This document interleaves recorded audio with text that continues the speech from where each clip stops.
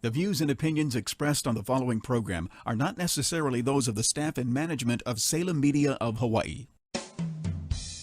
Welcome to Generations Radio, where the focus is on our seniors and their families. We are here each Saturday afternoon from 5 until 6 p.m., bringing you resourceful information with our radio team of professionals in the field of aging. Stay with us for the next 1 hour as we explore different ways to make life more exciting and meaningful for our extraordinary seniors. Right here on AM 690 The Answer. And now, here is our host and the publisher of Generations Magazine, Percy Ihara. And good afternoon, good Saturday, good Sunday, depending on when you're listening to us. I am not Percy. My name is Scott Spallina, and I'm a writer for Generations Magazine. Percy could not be here today because he is so busy. But another person that's busy that's going to be joining us today is Tracey Wiltgen. She's from the Mediation Center of the Pacific. But before we jump into what she has to say about the Kapuna Pono program, let me shout out to the people that have just joined us for the very first time. This is Generations Radio. This is a partnership with Generations Magazine. Percy Ihara is the publisher of Generations Magazine. It's a free publication that you can find all over the island. It's a resource for seniors in our community, living well seniors in our community, that basically want to make the most out of their golden years. It's a free publication you can find pretty much everywhere. I get mine at Big City Diner, but I know the public libraries have them. There's a couple of kiosks in downtown. Also on the neighbor islands, you can find the Generations Magazine as well. And also, they have a fantastic website. They just redid their website. For those of you that want to jump on and look at the past issues of Generations Magazine, it's generations808.com. And the best thing about generations808.com is that this radio show is going to be put on there as well as all the past radio shows. And Percy has been able to get some terrific guests that are the experts in their area of expertise in aging and helping seniors, again, get the most out of life. And so I encourage anybody. It's very user-friendly, the website, so don't be intimidated by, it's not like going on eBay or Amazon where you get lost easily like that. Generations808.com is a very user-friendly website. If you want to know what's going on in Hawaii, they have an excellent calendar there, and again, it's a good resource for the past things.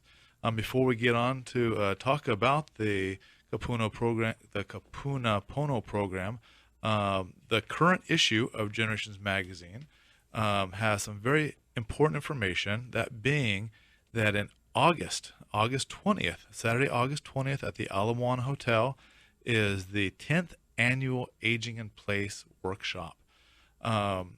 I met Percy back in 2008, and he's a terrific networker, a terrific resource for seniors. And the best thing about Percy is that he hosts this workshop at the Ala Moana Hotel, and it has over 60 exhibitors, all-day conferences, all-day seminars in the breakout rooms, anything from understanding Medicaid to advanced healthcare planning, to the 10 warning signs of Alzheimer's, to decluttering, to long-term financing, to estate planning. And that's only like part of the morning calendar I just read you. But I encourage you, if you are aging, if your parents are aging, and if you want to stay at home and live a financially secure life in your later years, I encourage you to go to the Aging in Place workshop.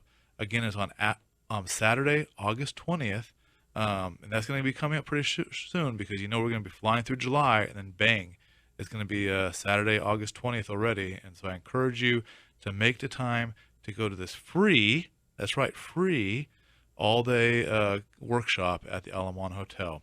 Now, having plugged that, and again, I can't plug it enough, we're going to now go to the lady with the most is here. That's going to be Tracey. Thank you, Tracey, for joining us. Thank you, Scott. I'm happy to be here. Yeah. Now, I had heard you speak about the Kapuna Pono program, and this is something that I'm surprised I didn't hear about earlier, because it's so important. And let me, as a brief introduction, I have been dealing with seniors since 2008 when I created the Elder Abuse Unit at the prosecutor's office. And now almost daily, I get calls from caregivers. And as you know, Tracy, the biggest caregiving segment is family members. Yep. Caring for family members. And that's a tremendously stressful responsibility. There's a lot of heartache, hand-wringing, and frustration that goes on in being a family caregiver, and something that you probably see every day. Absolutely, and that's why we created the Kupuna Pono program, because of all the stress and angst and anxiety that it takes as a caregiver. It often is fertile ground for conflict among family members. Now, tell us exactly what it is that you do over there at the Mediation Center of the Pacific. Well, let me back up a little. Okay. So we offer mediation for disputes of all types, and if you're not familiar with the mediation process, when people are in conflict, and it can be any type of conflict, we bring people together at a day and time that works for them, and they get to work with two mediators. We have that luxury of assigning two mediators since they're providing their services pro bono. And what they do is they listen to each side, listen to what's important to them. They work with them in private and joint sessions, and they ask them questions and listen to their stories so that they can listen with impartial ears and maybe hear things that they weren't able to hear themselves, and then help them negotiate agreements that work for them. Now, who would be your typical, do you call them clients? Yes. Okay. Who would be your typical clients that would see the General Mediation Center side? Well, we serve everybody. Okay.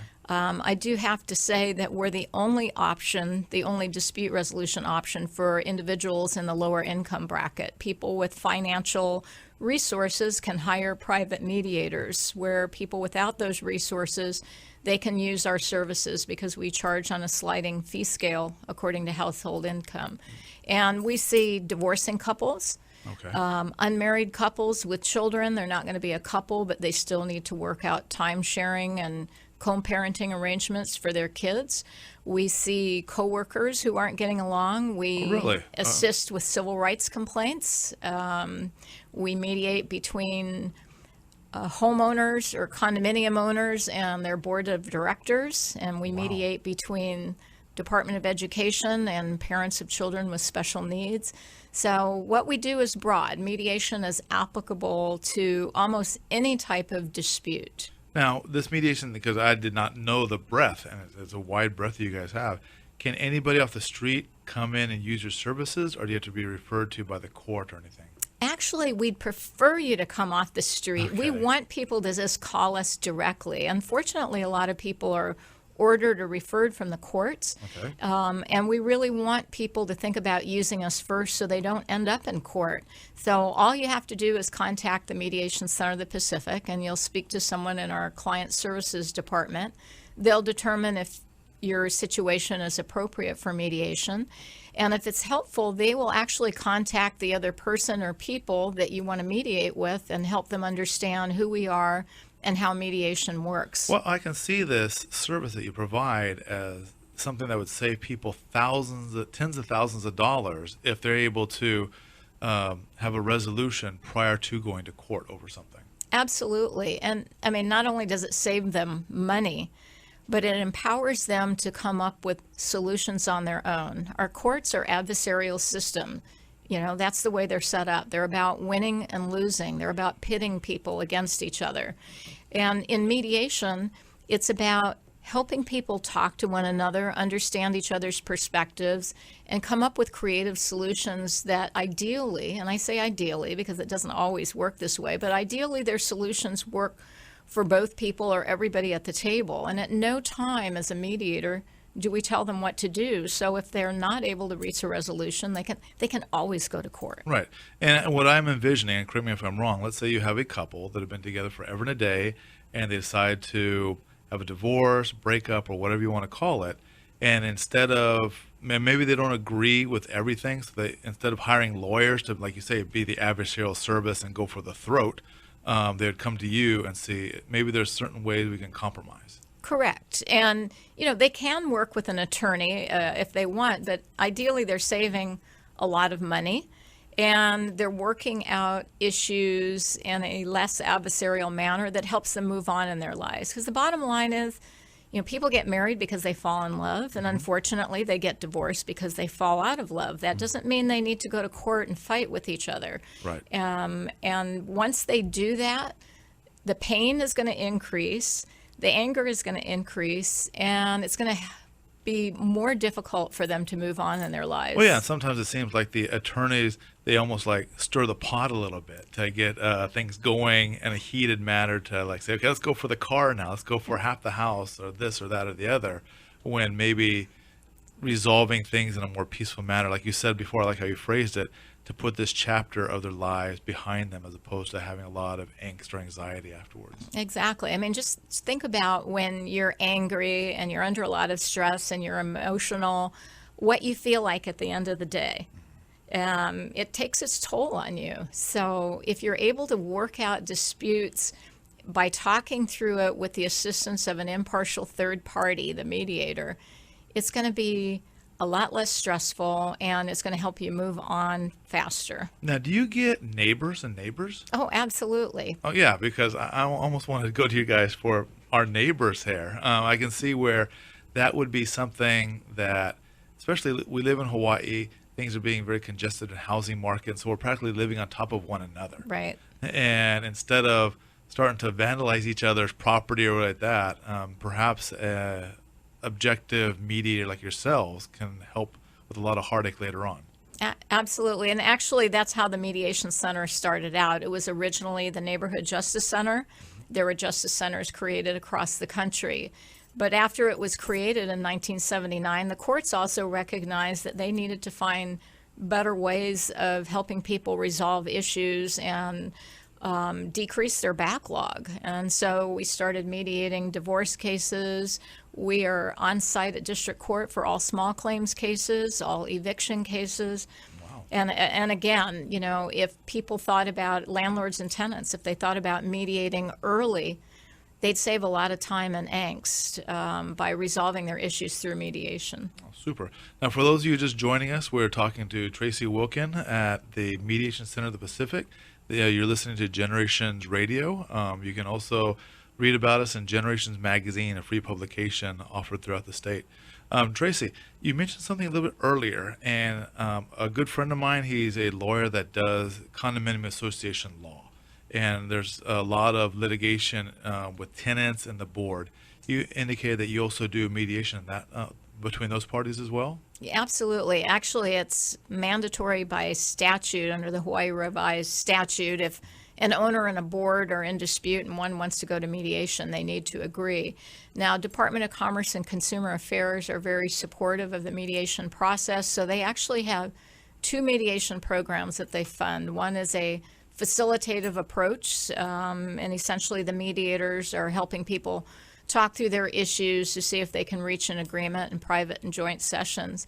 The evaluative approach, and this was something new that they started funding a year ago, it's in the statute. The mediator takes a more proactive role. The mediator has subject matter expertise in condominium law and case law, and can take a much more proactive role in talking about the strengths and weaknesses of each side's case, which often gives them the incentive to settle. Oh, very good. And because like you said, once you get into that adversarial situation of the courts getting involved and lawyers getting involved, then sometimes there is no winner because everybody's stuck with this tremendous legal bill at the end. Right. The other important thing to remember about mediation, in addition to helping people resolve their disputes with their own solutions in a less costly manner, it also can help preserve relationships. And when I'm talking about relationships, that can mean a broad variety of things. With a unmarried couple, they may not want to have a relationship with each other, but they're still parents to those kids. Right. And that's why this mediation and other forms of dispute resolution are so important with families who are caring for an elder family member. And that's a perfect segue into the reason that I wanted to have you speak to us today is the Kapuna Pono program. Can you explain a little bit about that, please? Absolutely. So with our growing aging population in the islands and more people stepping into the roles as caregivers, there's a lot more conflict. It's just inevitable because it's an act of love. It's very stressful to be a caregiver. And we were getting more calls from Usually it's adult siblings who might be at odds with each other, or they might be at odds with their aging parent about care and about needs. So we developed a mediation program to help families or family members who are in conflict. But as we started seeing some of these issues, we went a step further and we created an additional process called family conferencing. And together these fall into the program Kupuna Pono. So it's helping our elders, supporting our elders to make it right in whatever type of issues have arisen. Well, and I'm so glad, actually, as we're talking, I am looking at the current issue of Generations Magazine.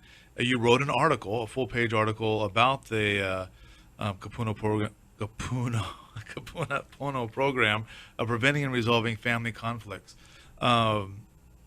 In my line of work, I deal a lot with conflict, with elder abuse when it gets to be the extreme, but I constantly get phone calls from people that are so frustrated. And I have learned basically over the years that the largest segment of caregivers in Hawaii are family members.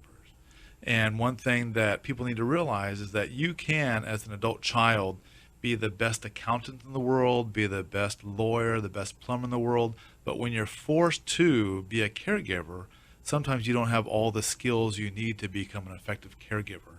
And that's, I think, where a lot of frustration comes about. Yeah, that's absolutely right. And then there's all the other family dynamics that fall in with that. For example, you may have one sibling who is good in the caregiver role, so is assuming those primary responsibilities, but is getting burned out, Right. doesn't want to say something, but becomes resentful of his or her siblings. Or you have the siblings that live on the neighbor island or the mainland. They actually feel bad that they can't help more, but there's resentment on the part of the one that is caregiving. Oh, yeah, and that's something I see Yeah. all the time, where you get like the person that's on Oahu, that because the siblings have moved to the mainland, they're just saying, "Phew, okay, I'm glad I'm not in Oahu now. We'll let that one sibling take care of everything." That's right. And it is, unfortunately, growing old in Hawaii is very expensive. Growing old with needing care is super expensive. And we have these great facilities, I call them the 4-star facilities out here, that you need to like be a millionaire practically to live comfortably as you age. And unfortunately, given the high price of living in paradise, many people cannot afford these 4-star luxury areas here.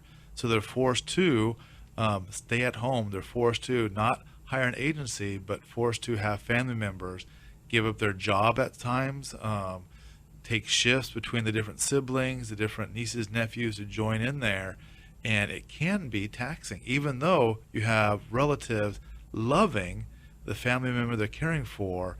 Physically, emotionally, it does take a toll. That's absolutely right. And there's just a multitude of issues that come up. I mean, in Hawaii, many people don't work just one job, they work more than one That's job. correct. And so then they add on caregiving, taking care of their own family members.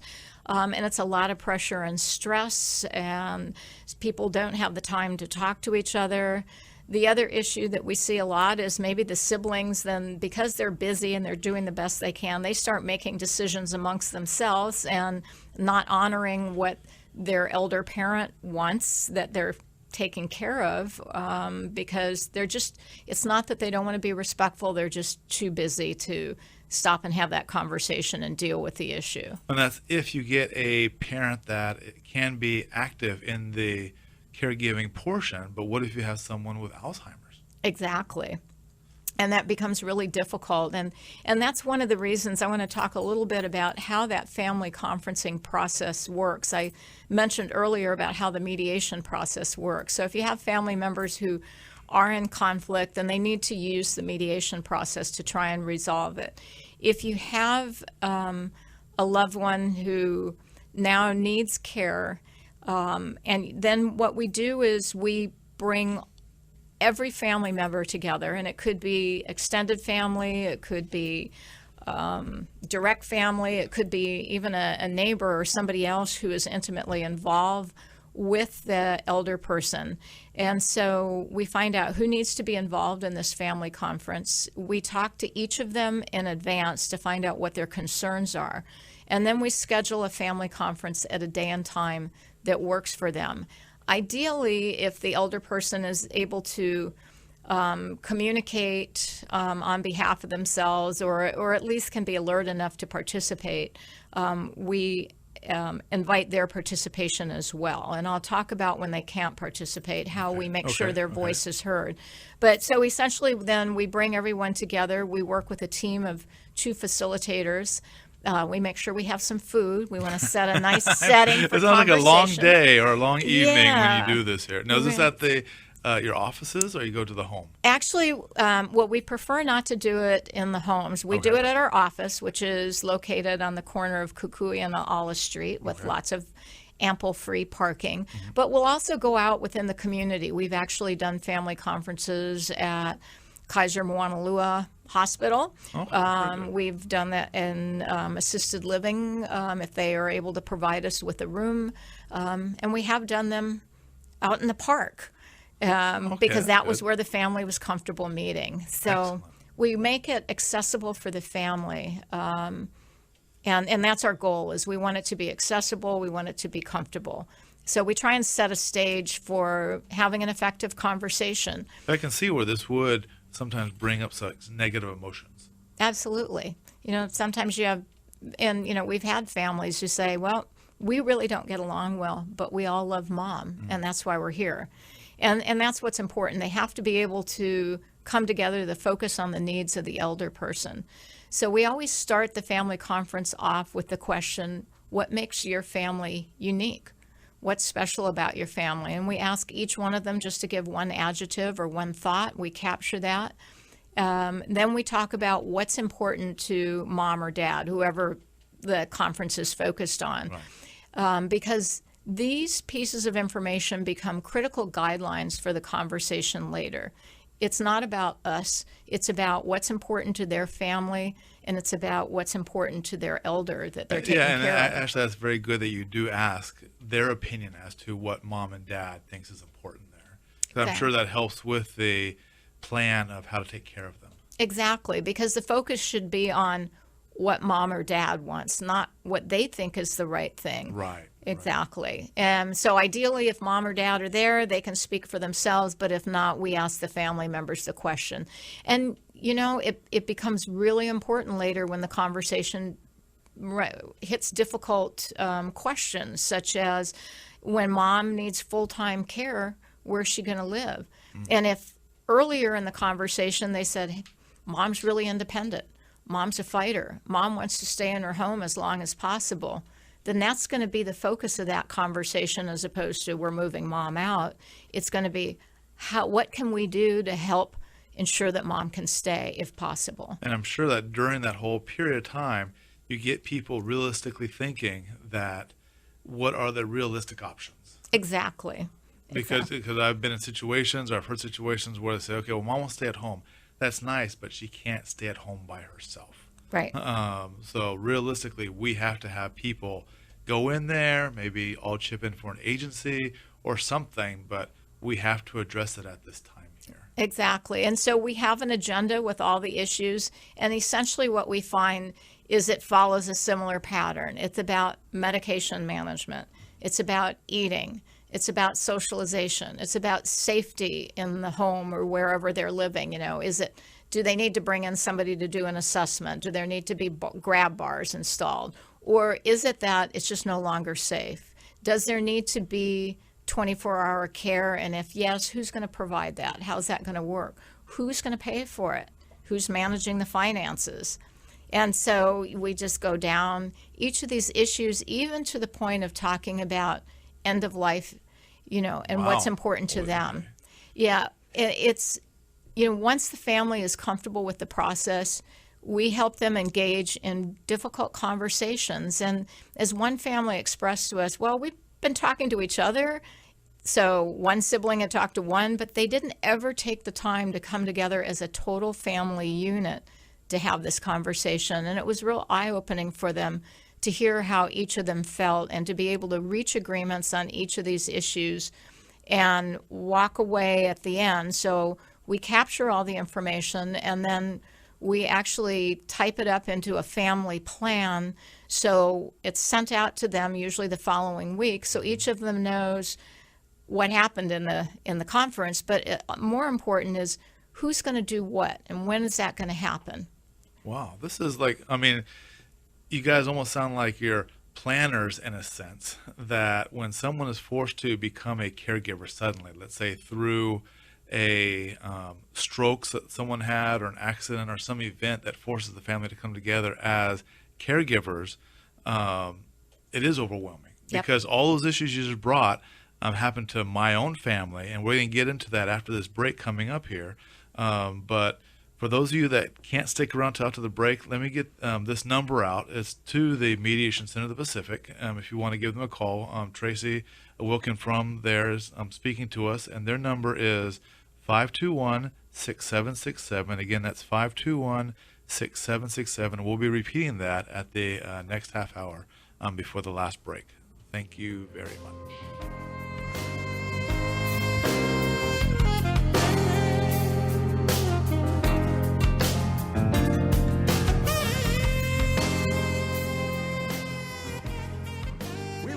Back with Percy Ihara from Generations Radio. If you have any questions or want to be part of our discussion, give us a call at 296-5467. That's 296-5467. This is Generations Radio on AM 690 The Answer. Did you know 26 million Americans have kidney disease and most don't know it? The day I was diagnosed, I didn't know what to do. I called the National Kidney Foundation, and the young lady who answered stayed on the phone with me and walked me through step by step. She too was surviving kidney disease, and she showed me there could be life after kidney disease. Visit the National Kidney Foundation at kidney.org. Now you know. Moon Physical Therapy is here to help you back to recovery. Moon Physical Therapy is located on Ward Avenue across from Sports Authority. Physician prescribed for motor vehicle accidents, workman's comp, or that body pain that comes from rushing to play without warming up. Also event cardiopulmonary rehabilitation with our one-on-one patient care. Moon's Aquatherapy heated endless pool allows for low-impact exercise with less pain on land. We will give you the right exercises to get you back to health. Ask your doctor to prescribe Moon Physical Therapy. Moon Physical Therapy. We achieve results. Aloha, this is Martha Clopin. And Al Harrington. Choosing the right Medicare plan not only saves you money, it also helps you avoid headaches and heartaches down the road. We want to remind everyone to listen to a Medicare Moment with Martha, Sundays from 9:30 a.m. to 10 a.m. as we help answer important questions on Medicare so you can stay healthy, wealthy, and wise all year long. Call me at 543-2073, 543-2073. I was an addict from the age of 13. I finally decided it was time for a change. I walked into the Salvation Army Adult Rehabilitation Center, and that got me ready for the real world. Now, I choose to be guided by Jesus Christ, and today, I'm building a powerful and promising future, free from drugs and alcohol. Please shop at the Salvation Army family stores. With our discounted sales, your support through your purchase helps men live a clean, sober, and productive life. Got Vegas on your mind? Get Vacations Hawaii on the line. Vacations Hawaii offers weekly 4 and 5 night Honolulu to Vegas packages, which include 3 meals daily from $6.99. Stay at Hawaii's favorite casinos: California, Fremont, Main Street Station, and Orleans Hotel. Vacations Hawaii will get you there in comfort on deluxe wide-body 767 planes with complimentary in-flight hot meal service. Vacations Hawaii's frequent flyer program gives you future travel discounts and credits. So if you're ready to win big, call Vacations Hawaii at 591-4777 or visit PointVacationsHawaii.com. Today, more than ever, we local people are living longer than any other state in the Union, with more seniors, baby boomers, and caregivers. Generations Radio promotes the importance to be proactive as we all age. The radio team will focus on issues facing our seniors and their families, finding resources to navigate healthy aging along with financial, legal, and caregiving information. So join Percy Ihara from 5 until 6 each Saturday right here on AM 690, The Answer.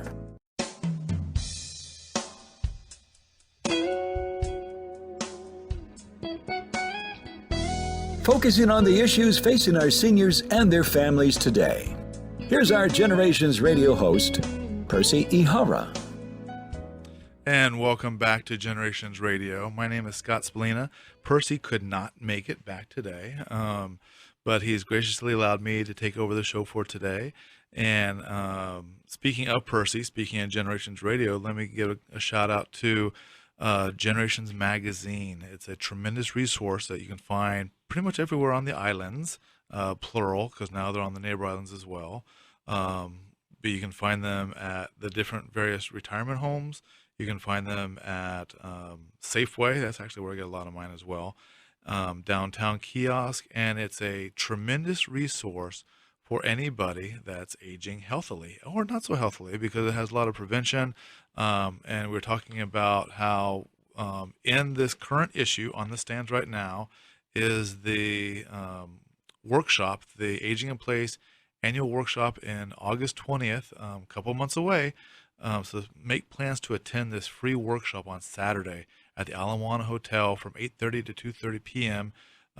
It's just chock full of good information. There's going to be over 60 vendors / exhibitors there giving a lot of information on how to age in place.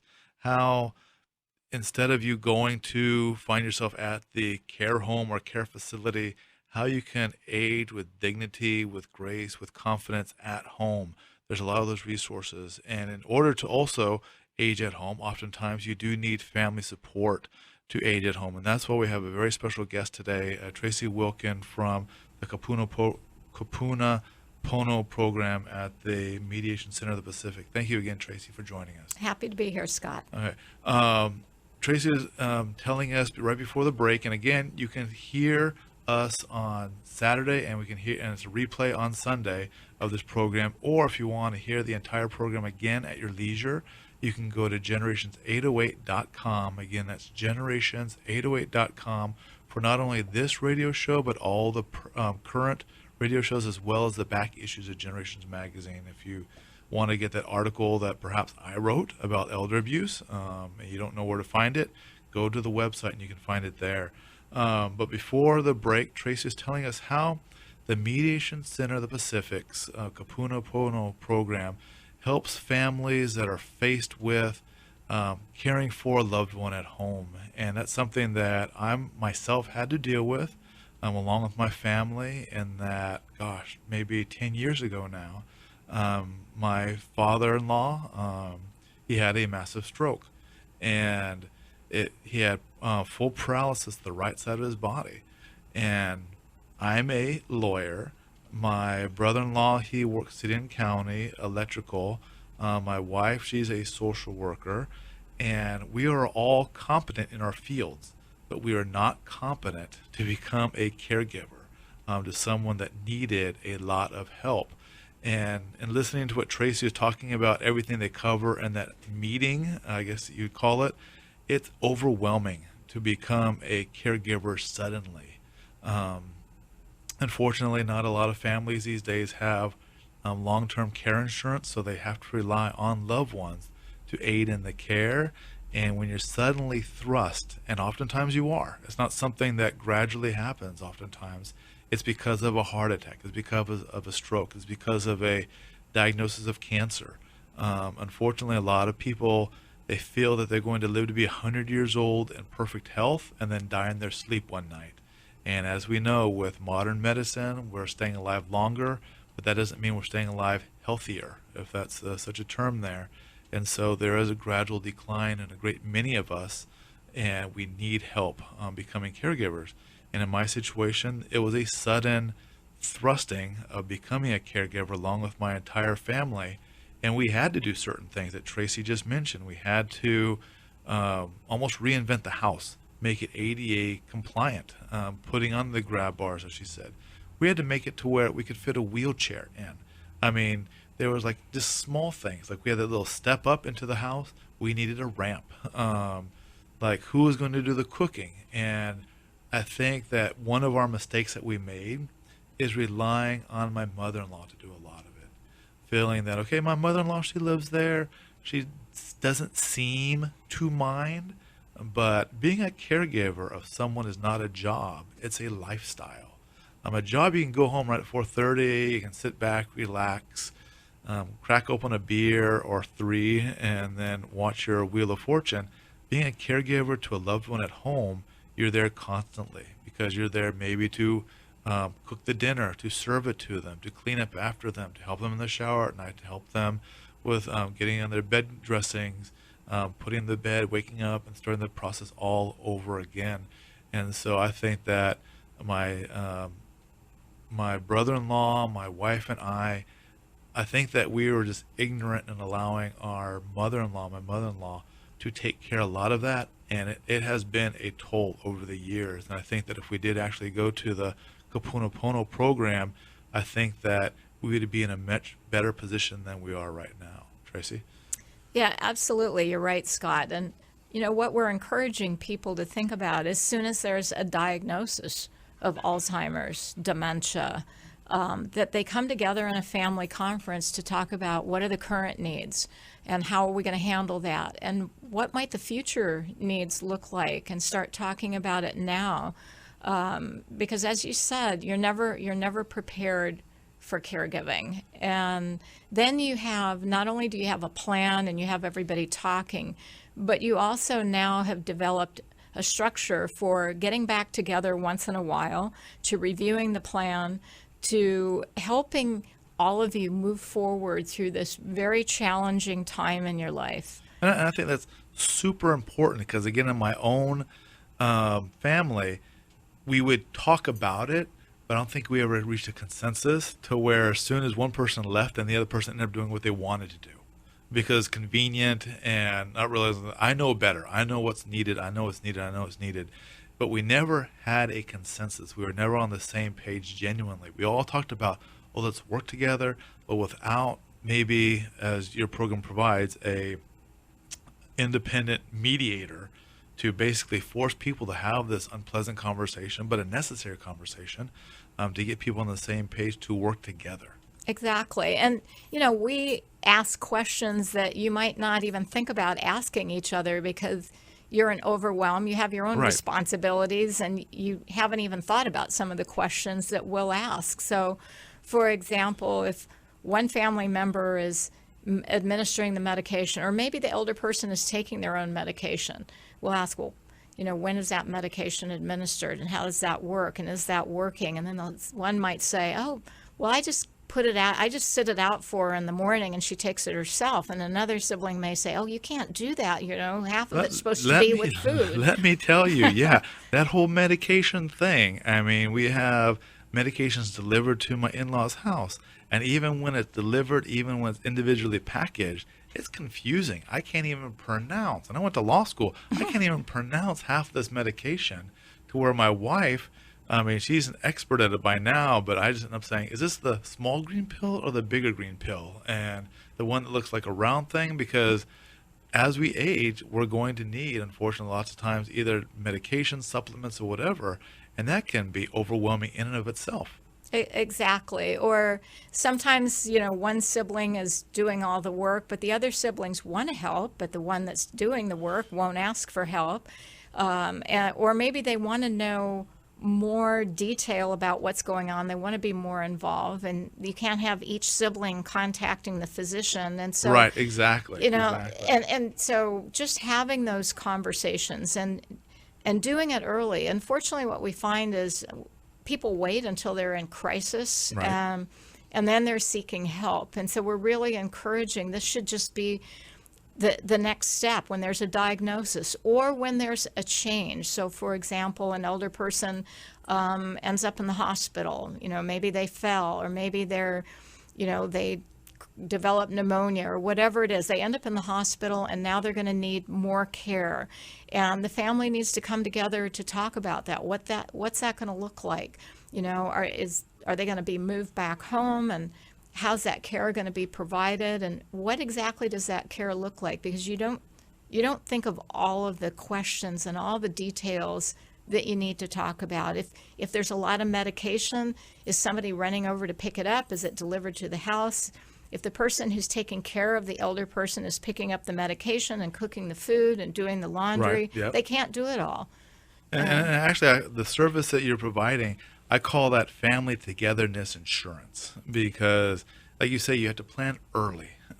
Like in car insurance, you don't get the insurance after the accident; you get it before the accident to ensure that you're not bankrupt as a result of a accident. With the services you're providing, you're ensuring that the family will stay together during this crisis of becoming caregivers. That's absolutely right. I mean, your loved one is in the final phases of their life, and that's sad, and you want to be able to be as strong of a family unit as possible to support them. And so when they pass, they can do it within a loving family, not a family who is arguing with each other. And you're 100% right. I see this over and over and over again, where, and God bless parents, they want to keep peace within the family. So they might be telling one set of siblings one thing to keep them pacified, another set of siblings another thing to keep them pacified. And then when the siblings talk to each other, they're hearing different things. They're accusing each other of not doing a good job or abuse or whatever. And it's just because there's no communication going on. That is correct. And that is the value of bringing them together. And it's, it's a 3-hour conference where we can go through all these issues, help them reach agreements, set up action plans. And the other important, valuable piece of the family conference is sometimes they'll say, okay, we need to talk about the house. It's kind of cluttered. We may need to have things done, but we're not sure what that is. And so we help them look into resources. We might suggest, well, you can contact this resource and they'll send somebody over to do an assessment of the house. Who's going to call them? When do you think you can coordinate that? So there's a lot of resources out there, but families don't know about the resources, and we can help direct them to them. Well, your mediators then must be well versed in all these type of resources. They are, and we're always trying to learn more and stay on top of things. Our mediators go through a lot of training to be able to work in this arena, and we're constantly having workshops, bringing in speakers, so that we can stay on top of all the information and what's going on, so we can make sure that we can be as useful and as valuable as possible to the families we're working with. And that's very, very important, because as I mentioned before, I do go to a lot of workshops. I do go to a lot of senior events, whether it be the Aging in Place conference hosted by Percy Ihara in the Generations magazine, or the Good Life conference, or the Primetime Expo. And there are resources out there for people. Unfortunately, you get overwhelmed when you go to a big Blaisdell type of area and there's over 300 vendors there, and it's like, oh, where do I go first? And I've had people with this bewildered look coming to my booth saying, like, I've just become a caregiver to my mom. I don't know where to begin. And it sounds like the Mediation Center of the Pacific is an actual good starting place. Absolutely.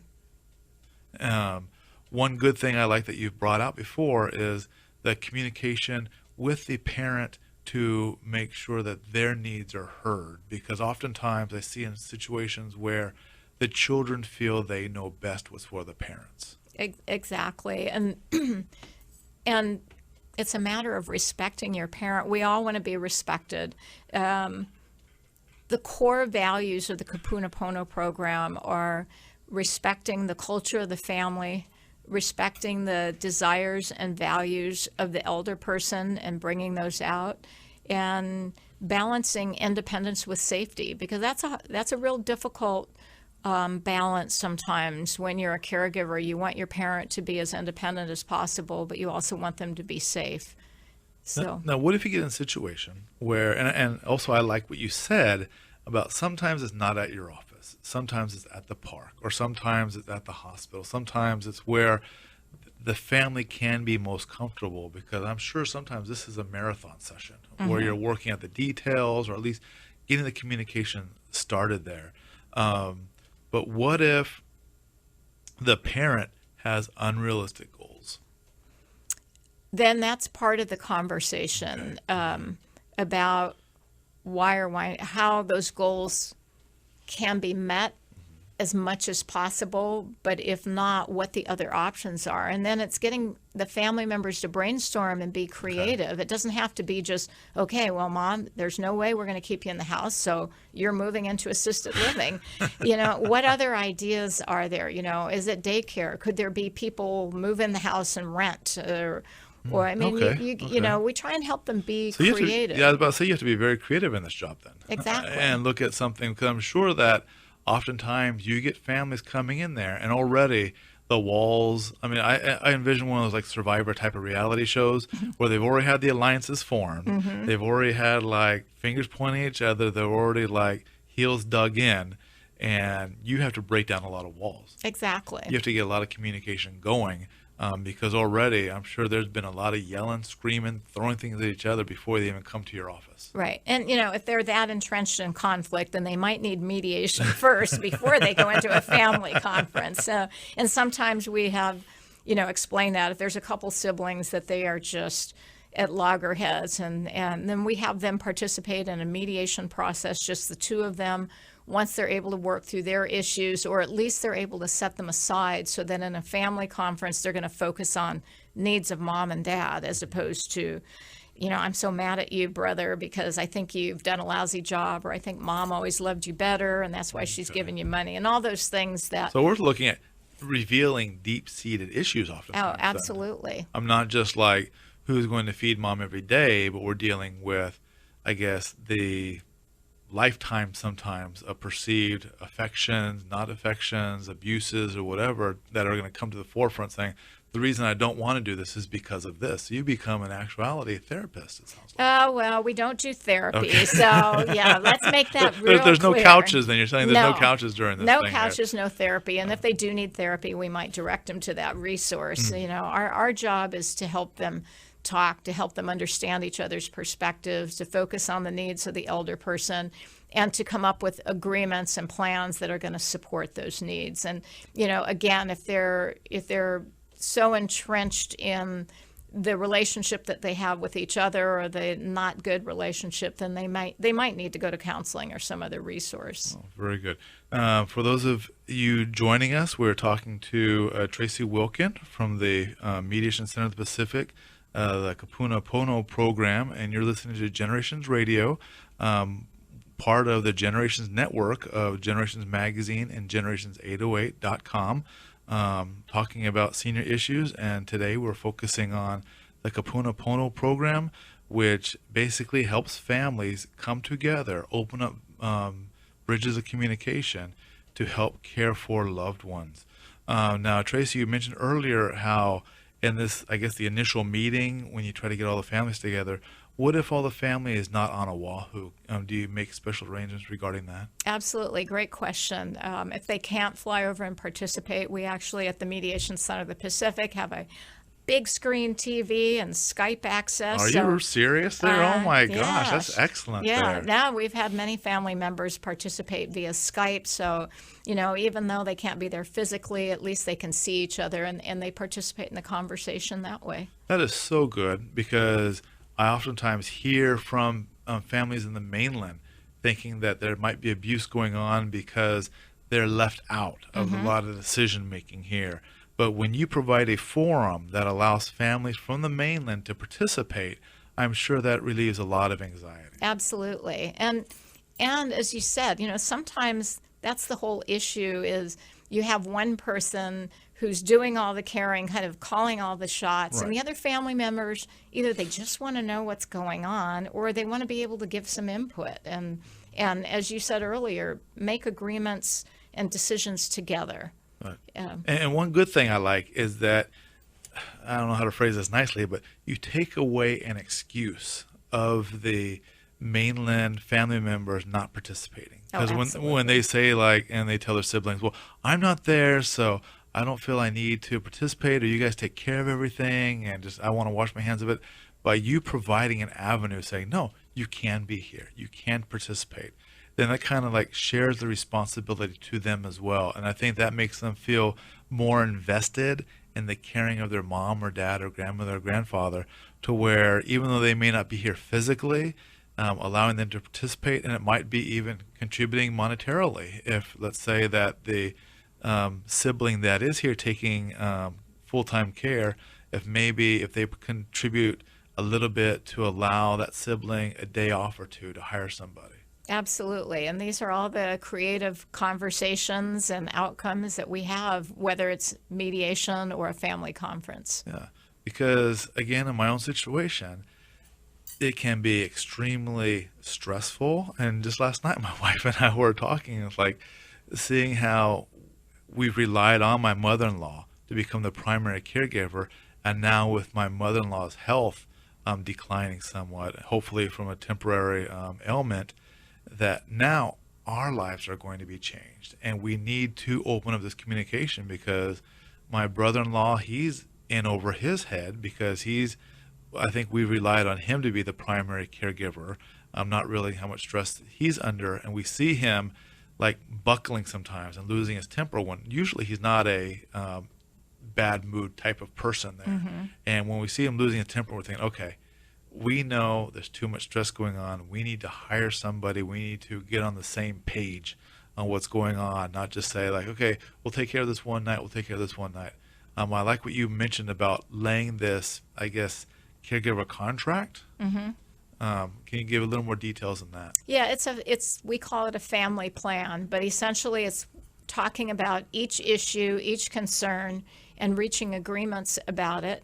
And, so we have a team of 2 facilitators, and one, we're doing it the old-fashioned way. At some point, we may go electronic, but we're capturing it on the flip chart so that everybody can see it. That's right, so everybody can see it there. Yeah, and it's easy. And then we take those agreements and we electronically then type it up into a family plan. And so each issue, you'll see what the family agreed to, who's going to do what, when is that going to happen. And pretty much each plan is going to follow the same order. It's about medication. It's about safety in the home. It's about socialization. It's about personal care. It's about, how much care is needed. Does there need to be somebody there living? And again, I think that by you doing this, you're bringing these issues that no one's thinking about when they're suddenly thrust into a caregiving situation. That's correct.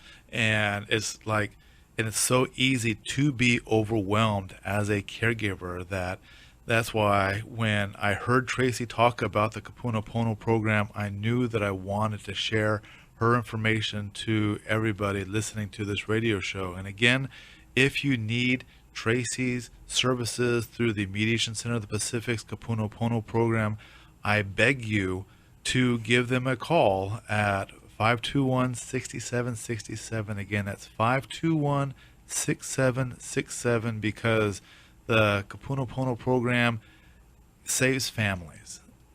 There's so much resentment that can form in families trying to care for loved ones that the families can disintegrate and create lasting hostility amongst one another. That's why I say that the Kapunapono program saves families for not only during the care, but dealing with the emotions after the care. In the few moments we have, Tracey, is there anything else you'd like to share about your program? I just will reinforce what you just said. I encourage families to access the program and access it early. As soon as there's a diagnosis, as soon as there's a change in status of your elder family member, it's time to bring your family together to have that conversation. Yeah, and it's no shame. I mean, just go in there, because not everybody's prepared to become a caregiver of a loved one. And that's something that you just have to say, you know what? I'm an expert in my field of expertise. However, being a caregiver for a loved one is serious, it's stressful, it's frustrating, and there's a lot of things you will not think about. But Tracey's team has years and years of experience dealing with and will help you to maybe not find all the solutions, but ask the right questions. I thank Tracey for being here this afternoon, and I thank you for joining us for the Generations Radio program. This is something that Percy Ihara brought together. He's a publisher of the Generations magazine. Again, it's a free publication. This issue of Generations magazine, you can find an article from Tracey about the Kapunapono program, as well as articles in every issue about elder abuse from myself, Scott Spallina. And in August, we invite everybody to come down to the Ala Moana Hotel for the Aging in Place Conference hosted by Percy Ihara and the Generations team. Thank you very much. Have a wonderful weekend.